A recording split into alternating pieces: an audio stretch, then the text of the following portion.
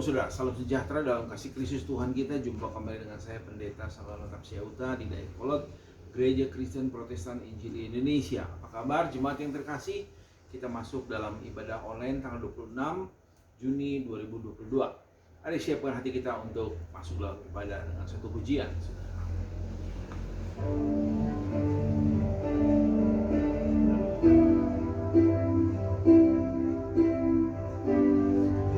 Betapa hatiku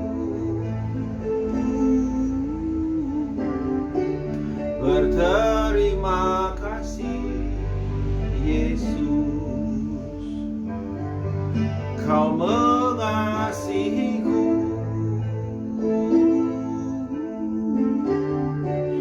Kau memilikiku.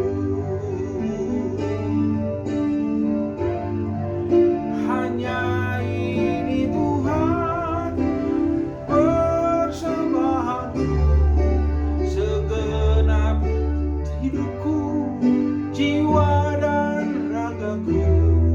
Sebab tak ku miliki harta kekayaan yang cukup berarti untuk ku persembahkan. Hanya ini Tuhan permohonanku, terimalah Tuhan persembahanku. Pakailah hidupku sebagai alat-Mu seumur hidupku. Haleluya Tuhan, kami sembah Kau Tuhan. Haleluya, kami sembah Yesus. Inilah persembahan kami Tuhan. Haleluya, sembah Kau Tuhan. Haleluya.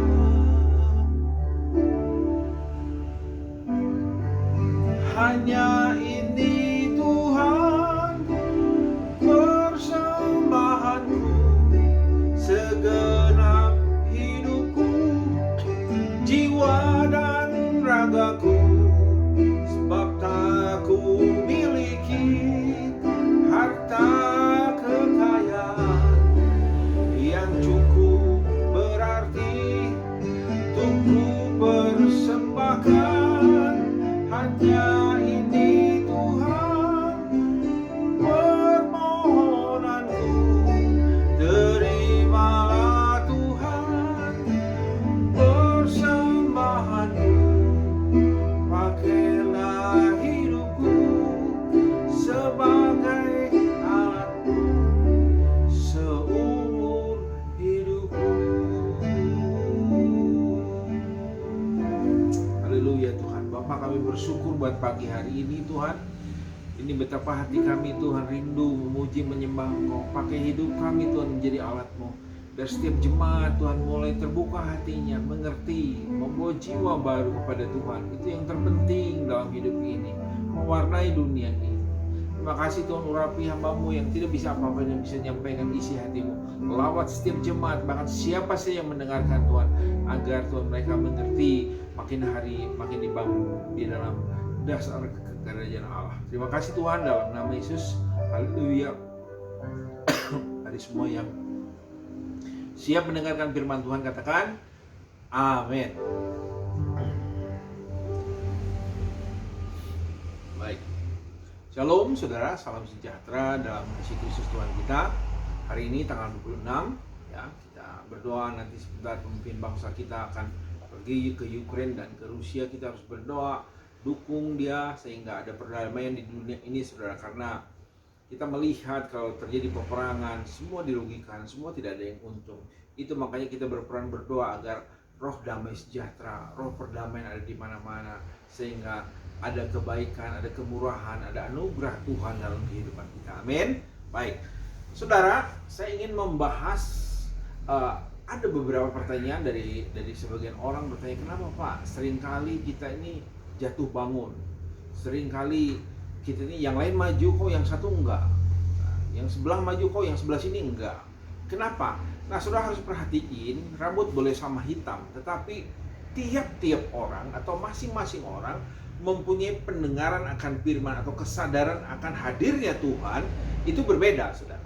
Ya, saya ingin sharingkan pada saudara agar biasanya kita khotbah tentang solusi, tapi kita sekarang apa masalahnya, saudara? Tentang apa masalahnya sehingga ada banyak orang sulit bertumbuh, sulit maju, sulit berbuah, sulit memenangkan setiap peperangan dalam kehidupannya, dalam rumah tangga, dalam usaha, dalam mendidik anak, saudara ya, dalam bergaul dimanapun juga berada. Sebaiknya kita mulai jadi terang dunia. Nah, apa yang harus dilakukan? Nah, ini kita harus cari apa masalahnya. Nah, firman Tuhan mengajarkan kepada kita semua. Mari kita lihat di dalam Hosea 4 ayat 6. Ini ayat yang paling banyak dikenal orang. Cuman seringkali orang cuma membaca saja tetapi melupakannya. Saya baca kemarin Alkitab berkata Alkitab itu dibutuhkan oleh orang percaya untuk apa? Untuk ada tertulis. Kalau ada serangan, misalnya saudara, satu kali ada serangan, saya kehilangan damai sejahtera. Pernah satu kali kehilangan damai sejahtera, kok begini ya, kenapa? Ya, ternyata begitu dicari-cari, hati yang gembira adalah obat yang manjur, semangat yang patah mengeringkan tulang. Ternyata di dalam kehidupan kita ada hati yang selalu menuduh kita, ada selalu hati yang menjatuhkan kita, sehingga hari-hari kita kadang-kadang sulit mau bertumbuh karena ada kita biarkan roh-roh jahat, penguasa-penguasa gelap di udara menghukum kita. Tapi untuk menang hal itu kita harus baca firman Tuhan, dan akhirnya saya temukan ayat hati yang gembira adalah obat yang manjur. Saya ingat kasih karunia Tuhan. Dimanapun berada, Tuhanlah menjadi pelindung kita. Amin. Nah, hal yang pertama, lihat di Hosea 4 ayat 6 berkata gini, umatku binasa karena tidak mengenal Allah.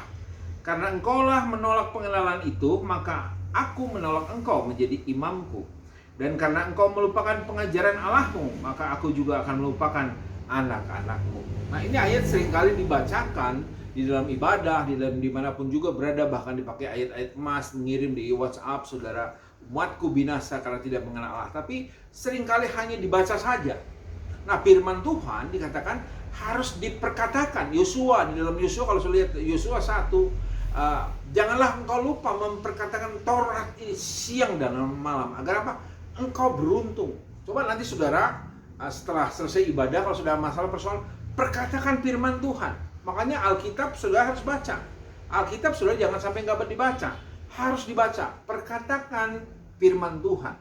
Dasar kehidupan suami istri adalah kasih Kristus. Kalau kita sudah mulai tidak mengasihi istri kita, ingat ayat itu. Ada tertulis, dasar hidup suami istri adalah kasih Kristus. Artinya kasih tanpa syarat. Dari situ akan mulai ada pemulihan di kita. Ada tertulis, kasih hidupan suami istri adalah kasih Kristus. Saya sering pakai setiap hari di dalam rumah. Kalau saya mulai khawatir, saya bilang, pandanglah burung-burung di udara. Ya, sedang pakai Alkitab untuk apa? Menguatkan. Karena dikatakan di sini, umatku binasa karena tidak mengenal Allah. Terus menolak apa? Menolak dikatakan ayat selanjutnya dikatakan, karena engkau telah menolak pengenalan itu, maka aku menolak engkau menjadi imam. Karena engkau melupakan pengajaran Allahmu. Jadi apa yang sudah diajarkan seumur hidup saudara, apa yang sudah saudara dihidupi dalam kehidupan saudara, jangan tinggalkan, terus bangun terus, semangat terus, jangan pernah lalai saudara, ya, jangan pernah lalai, terus menerus bangun saudara. Ini masalahnya yang pertama saudara, tidak mengenal Allah. Kalau saudara mengenal Allah, saudara akan semangat terus ketika mendengarkan firman Tuhan. Bahkan saudara akan hormat karena firman Allah berbicara melalui suara, ya. Ada yang melalui Alkitab bacaan, ada yang melalui suara langsung ke dalam hati nurani setiap anak Tuhan. Jadi hari-hari ini kalau saudara, kok saya usaha nggak maju-maju, saudara tidak mengenal Allah saudara. Karena dalam doa Bapa kami dikatakan, berikanlah kami pada hari ini makanan kami yang secukupnya. Kalau saudara tahu hal itu, kehendak Tuhan memberkati kehidupan setiap keluarga anak-anak Tuhan. Ada tertulis, berikanlah kami pada hari makan kami yang secukupnya. Maka Tuhan akan memberikannya. Ya. Jadi saudara harus semangat terus di dalam Tuhan. Hati yang gembira adalah obat yang manjur. Ini masalah-masalah yang seharusnya kita sudah ketahui. Ini yang pertama, saudara. Jadi tidak mengenal Allah, menolak pengenalan Allah, melupakan pengajaran Allah. Saudara jangan pernah melupakan hal ini. Minggu pertama, minggu kedua, minggu ketiga, minggu keempat, itu terus saya ajarkan kepada jemaat yang terkasih bertahap. Dan saya mempersiapkannya sampai-sampai nggak tidur, saudara. Jadi jemaat yang terkasih, kalau saudara masih lupa juga, itu bukan masalah saya lagi. Tapi saya mau kasih tahu buat saudara, anugerah Tuhan tidak pernah berubah buat kita semua. Amin. Nah ini yang pertama, saudara. Yang kedua, perhatiin di dalam 1 Petrus 5 ayat 8 sampai 10. Perhatiin 1 Petrus 5 ayat 8 sampai dengan 10. Saudara harus mengerti hal ini, saudara. Dikatakan begini, 1 Petrus 5 ayat 8 sampai dengan 10. Sadarlah dan berjaga-jagalah, lawanmu si iblis berjalan berkeliling sama seperti singa yang mengaum-ngaum dan mencari orang yang dapat ditelannya. Lawanlah dia dengan iman yang teguh, sebab kamu tahu bahwa semua saudaramu di seluruh dunia menanggung penderitaan yang sama. Dan Allah sumber segala kasih karunia telah memanggil kamu di dalam Kristus kepada kemuliaan yang kekal, akan melengkapi, meneguhkan, menguatkan, mengokohkan kamu sesudah kamu menderita seketika lamanya. Jadi lawan kita si iblis, ya saudara, berjalan berkeliling sama seperti singa yang mengaum-ngaum. Tuhan ngajarkan apa caranya, bagaimana berjaga-jaga. Terus dia katakan apa? Melawan dengan iman. Nah, iman tuh timbul dari apa? Pendengaran akan firman Kristus. Ini hal yang kedua. Kalau anak Tuhan mau menang di dalam peperangan, saudara, bangun imanmu, baca firman Tuhan, baca Alkitab. Saudara mungkin ekonomi saudara dihantam, saudara baca tentang Maleakhi 3, tentang persembahan persepuluhan, karena itu dasar dari segala persembahan, saudara. Mungkin saudara tidak melakukannya sehingga usahamu tetap gagal terus. Apotek, rumah sakit, dokter, apotek, rumah sakit, dokter. Itu terus masalahnya. Saudara harus mulai apa yang kedua? Nabur. Tuhan bilang berilah makan diberi. Ini prinsip penabur, saudara. Tidak ada seorang petani dapat menuai tanpa dia menabur padi di ladang atau di sawah, saudara. Amin. Kita tidak bisa dapat gaji kalau kita tidak kerja dari awal bulan sampai akhir bulan. Nabur itu, saudara, ya. Yang jadi dasar pertama adalah perpuluhan. Yang kedua adalah mulai persembahan. Persembahan. Roma 12 kita persembahkanlah tubuhmu sebagai persembahan yang hidup, yang kudus, yang berkenan kepada Allah, itu adalah ibadahmu yang sejati. Ya, dikatakan kalau gereja butuh orang beres-beres rumah, beres-beres gereja, saudara datang ambil. Jemaat yang terkasih, ambil bagian agar tubuhmu, agar bagian dari hidupmu menjadi berkat buat keluargamu. Jangan diam saja.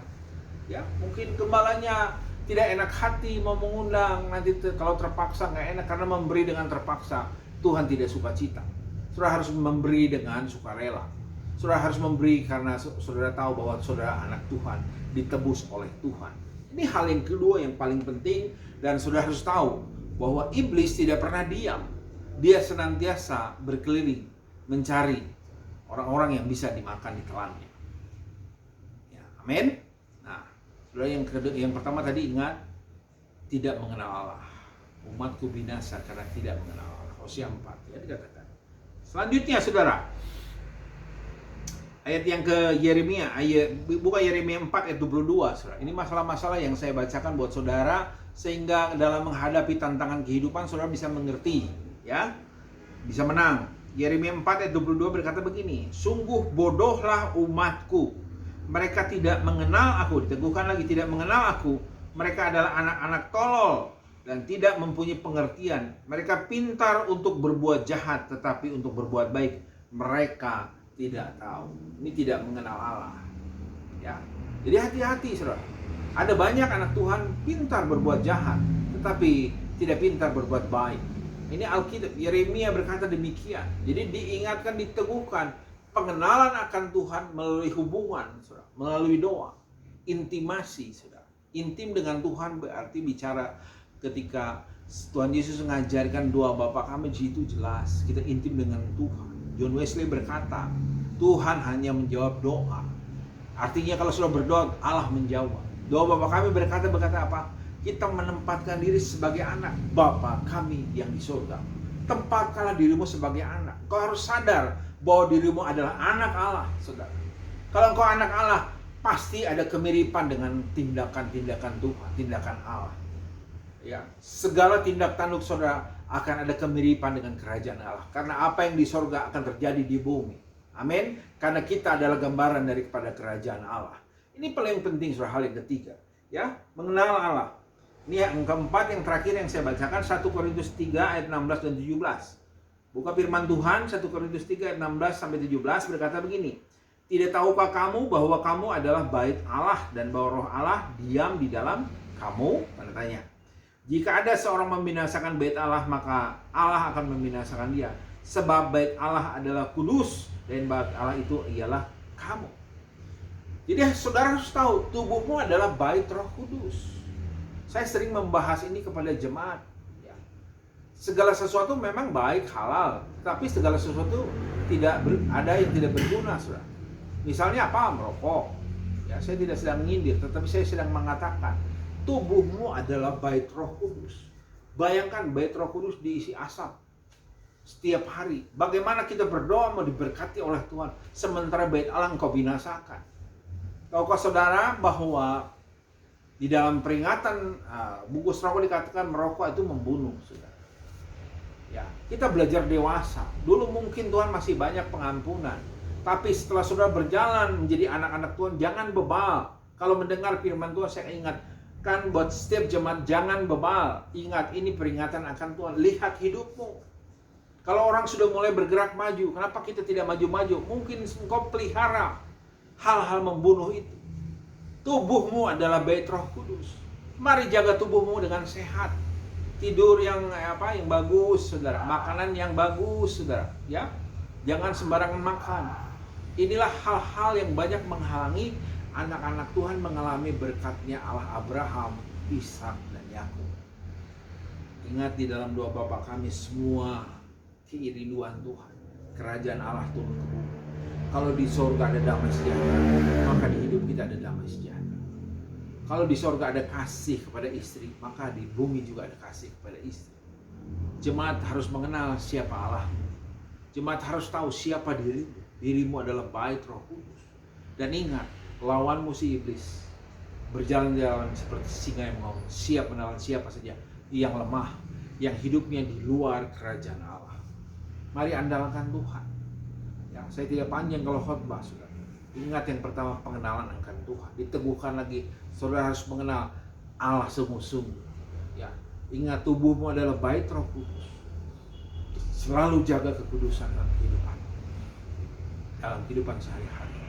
Sehingga ditegaskan lagi, lawan dengan iman.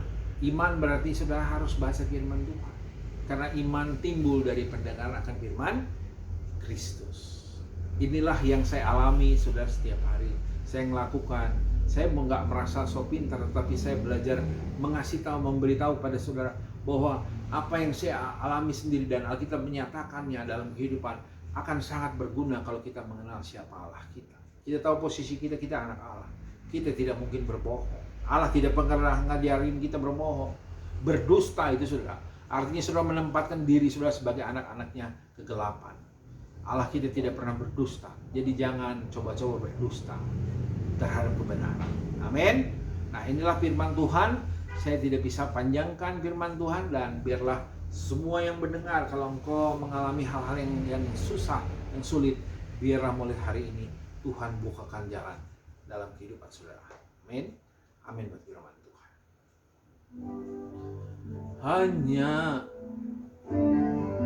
Hanya ini Tuhan persembahanku, segenap hidupku, jiwa dan ragaku, sebab tak ku miliki harta kekayaan yang cukup berarti untuk ku persembahkan. Hanya ini Tuhan permohonanku, terimalah Tuhan persembahanku, pakailah hidupku sebagai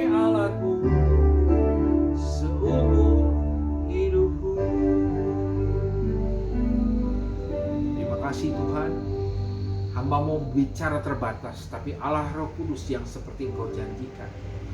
Mari Tuhan, biarlah Engkau memimpin setiap jemaat Allah Roh Kudus, memberikan tuntunan pimpinan kepada mereka, agar mereka mengenal bahwa tubuh mereka adalah bait Roh Kudus, agar mereka belajar mengenal siapa Allah mereka, agar setiap hari Engkau belajar mengenal siapa Tuhan. Melalui pembacaan firman Tuhan, Engkau akan tumbuh iman Engkau. Mau berdoa buat setiap jemaat Tuhan yang hamba melayani. Brother Kiki yang mungkin berada di Jawa Timur saat ini, yang berdoa dalam nama Yesus. Kau ingat, walaupun kau dalam usaha dimanapun kau, ingat kau harus baca firman Tuhan. Kau harus mengenal tubuhmu adalah bait Roh Kudus.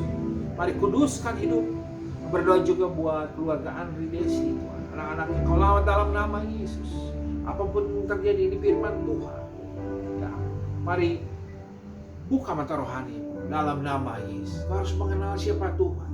Ingat, lawanmu iblis seperti singa yang mau berjalan berkeliling. Kalau engkau lemah, engkau pasti ditelan. Begitu juga keluarga Yohan. Shalom. Berdoa buat Jojo Michael juga dalam nama Yesus. Kau berkati dalam nama Yesus, agar terus kuat di dalam Tuhan senantiasa. Berdoa juga Tuhan buat keluarga anak kami Tuhan, Maria, Yosi, cucu kami Marsha. Kau berkati pelayanannya Yosi. Berkati juga Maria menjadi rumah. Berkati cucu kami Marsha. Berkati juga anak kami Clement yang sudah mulai bekerja di Jerman. Walaupun keadaan apapun di sana, aku berdoa dalam nama Yesus. Mari pelihara anak kami Tuhan, seperti Engkau memelihara Tuhan nabi-nabi-Mu, anak-anak-Mu Tuhan, dimanapun berada. Masalah boleh datang, tapi kasih karunia Tuhan jauh lebih besar. Berkati juga Tuhan anak kami Elia dalam kuliahnya, dalam liburannya. Sehatkan, kuatkan anak kami, agar menjadi satu kali menjadi pemimpin, menjadi bapak, menjadi suami, menjadi Tuhan teladan dimanapun dia berada. Berkati kesehatannya Tuhan.